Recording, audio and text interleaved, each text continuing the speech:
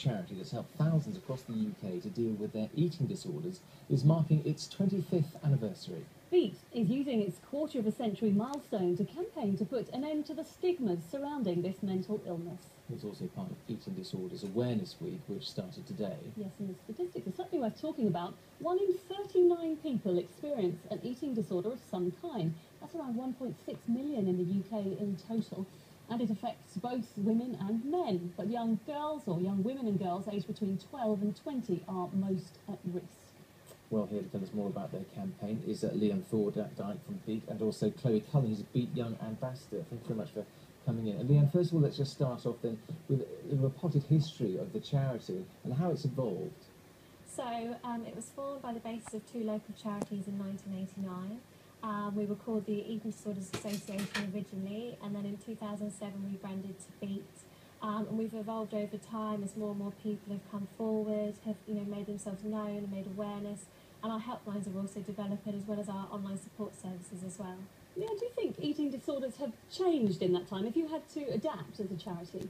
We definitely have, yes. We're delivering more online support services now, as well as our network of self-help and support groups across the country. We also run online support groups, so people can get the same support from a group situation, but using our online chat service. So that's been a really important development for us. One of the other developments is having the ambassadors as well, like Chloe. And Chloe, it's lovely to see you here. And tell us your story as well. Tell us about how you came to be involved in the charity. Well, a friend of mine referred me to BEAT when I was struggling with an eating disorder, and they helped me quite a lot when I was struggling with the helplines, and then I read plenty of recovery stories, and it gave me motivation to recover. That's fantastic, and that was 4 years ago, wasn't it? Yeah. And now you work for the charity. What do you do as an ambassador? And we do a lot of media work, and we do fundraising, we go to schools, colleges. And does it, I presume it must be a huge help for people of your age, being able to speak to people of your age as well about what you've been through and how you came from out the other side. Tell us a bit about that, how you sort of approach that. Well, it's good to create awareness, and people my age understand as well.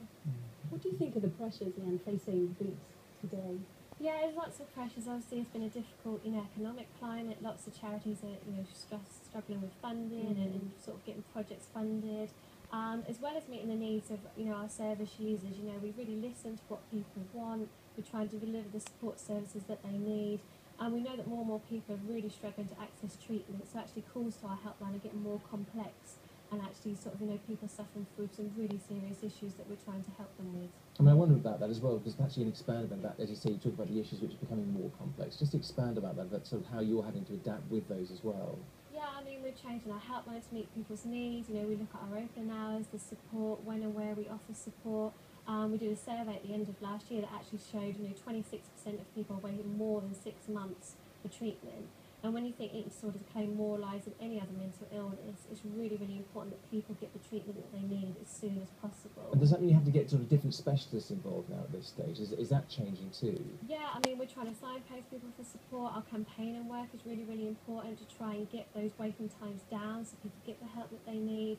So there's a whole range of different issues really, as well as sort of social media, body image, more and more pressures on younger people.